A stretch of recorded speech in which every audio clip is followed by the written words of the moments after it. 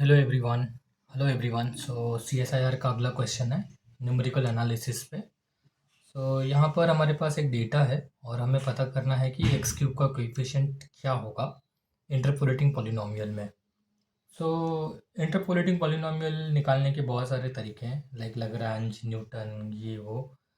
सो यहाँ पर nodal point जो है वो इक्वी डिस्टेंस है, इसीलिए मैं यहाँ पर प्रिफर करूँगा Newton's formula for iterated polynomial.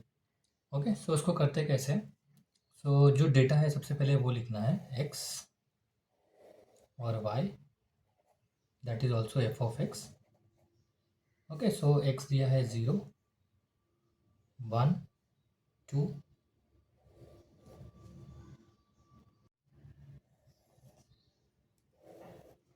सो 2, 3 और लास्ट में 4।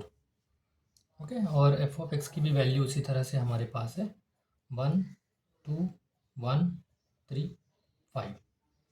सो न्यूटन डिवाइडेड डिफरेंस फार्मूला जैसे कि हमें पता है, एफ ऑफ एक्स की ये होती है F of that is why zero, ये हमारा y0 है, प्लस हमारा x minus x0 delta F,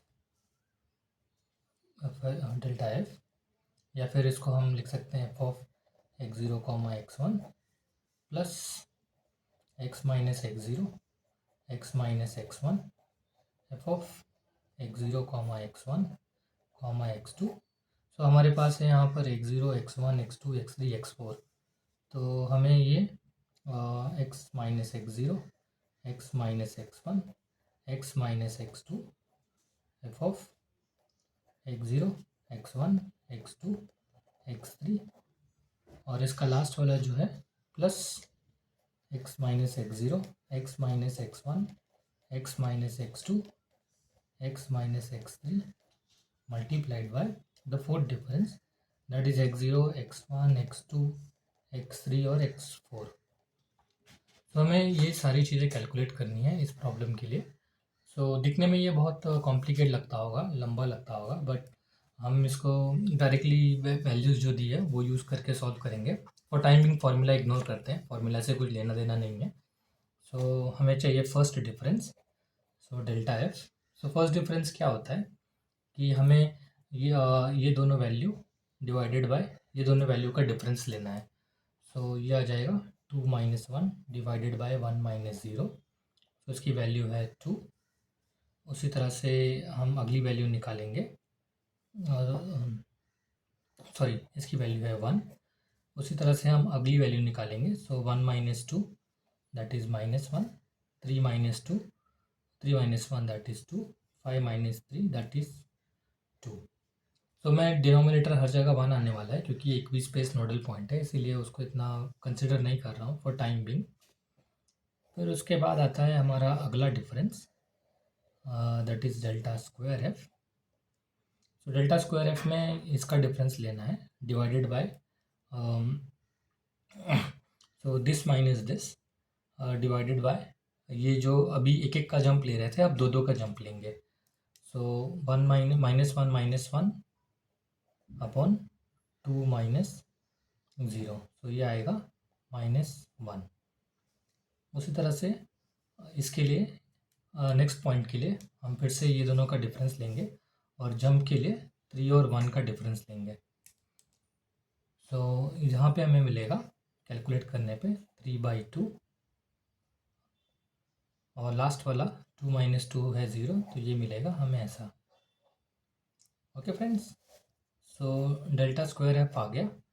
उसी तरह से हमें डेल्टा क्यूब और डेल्टा 4f भी चाहिए। सो डेल्टा क्यूब के लिए अगेन ये दोनों का डिफरेंस लेंगे और इस बार जंप दो दो का गैप पे लेंगे, दैट मीन्स 3 माइनस 0 इस तरह से। सो यहाँ पे डिफरेंस लेने के बाद 3/2 माइनस 1 दैट इज़ 5/2, और डिवाइड बाई 3 है, सो 5/6 आएगा। और यहाँ पर हम लेंगे तो -1/2 आएगा। ओके, सो उसी तरह से अब लास्ट वाला डिफरेंस, इन दोनों का डिफरेंस लेंगे। सो हमें -1/2, सो ये क्या मिलेगा, -1/2 डिवाइडेड बाय 5/6 और डिवाइड बाय, हमें इस बार 4 का जंप लेना है, डिवाइड बाय 4 - 0। ओके, सो हर एक बार आगे जाते हुए जो स्टेप साइज का जंप है वो बढ़ाते जाना है। लाइक फर्स्ट कॉलम के लिए एक एक का जंप, कंटिन्यूस डिफरेंस, फिर दूसरे कॉलम के लिए 2-2 का गैप, फर्स्ट थर्ड, तीसरे वाले के लिए 3 का गैप, चौथे वाले के लिए ये लास्ट वाला गैप। तो अगर हम ये कैलकुलेट करते हैं तो हमें मिलेगा -1/3। ठीक है, तो ये बहुत ही सिंपल है यहाँ तक। एक बार ये टेबल कंस्ट्रक्ट हो गया एग्ज़ाम में तो आगे कुछ इतना डिफ़िकल्ट नहीं है, और ये टेबल कंस्ट्रक्ट करने के लिए ज़्यादा टाइम भी नहीं लगेगा अगर आपको फार्मूला पता है, तो ये बहुत सिंपल है। सो अभी हम हमारे फंक्शन में एफ ऑफ एक्स की वैल्यूज़ पुट करेंगे। हमें इंटरपोलेटिंग पॉलिनोमियल निकालना है। तो पहला कोएफिशिएंट है हमारा 0, सो 1 प्लस एक्स, फर्स्ट डिफरेंस आया था 1, फिर उसके बाद नेक्स्ट x -1, फिर नेक्स्ट डिफरेंस आया था -1, फिर उसके बाद x -1, x -2, नेक्स्ट डिफरेंस आया था हमारा 5/6, और हमारा लास्ट है x -1, x -2, x -3, और जो लास्ट डिफरेंस है वो -1/3 है। क्लियर?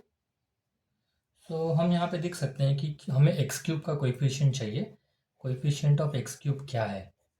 सो ये केस में ये इनिशियल चीज़ें कुछ काम देने वाली नहीं है, तो हम सिर्फ इसका लेंगे। इधर से हमें मिलेगा 5/6 एक्स क्यूब, ये कोएफिशिएंट है, और यहाँ से एक्स क्यूब का क्या कोएफिशिएंट है वो हमें निकालना है। सो हम इसको सेपरेटली चेक करते हैं। सो इस दोनों को मल्टीप्लाई किया तो x² - x, और ये दोनों को मल्टीप्लाई किया तो x² - 5x + 6। अब इसको फर्दर मल्टीप्लाई करूँगा मैं, तो x² - 5x + 6 minus x² - 5x + 6, तो ये आएगा x⁴ -5x² + 6x² -x³ -5x² + 6। So since मुझे सिर्फ क्यूब से मतलब है, बाकी कोएफिशिएंट से इतना कुछ फ़र्क नहीं पड़ने वाला है। सॉरी, ये होगा क्यूब, तो मैं सिर्फ क्यूब वाला देखूँगा। तो ये दोनों मिला के ये मुझे देंगे -6x³। ओके, और बाकी जो भी है वो इतना मुझे फ़र्क नहीं पड़ेगा, क्योंकि मुझे सिर्फ x³ चाहिए और एग्ज़ाम में टाइम बचाना है। तो इधर से मुझे मिलेगा -1/3 × -6x³।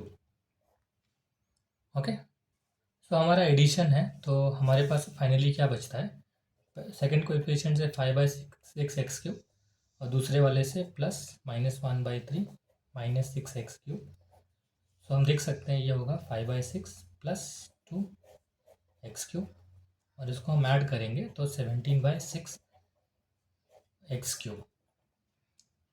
ओके, सो कोएफिशिएंट निकल के आता है 17/6, और हमारा आंसर है 4। Okay, thank you.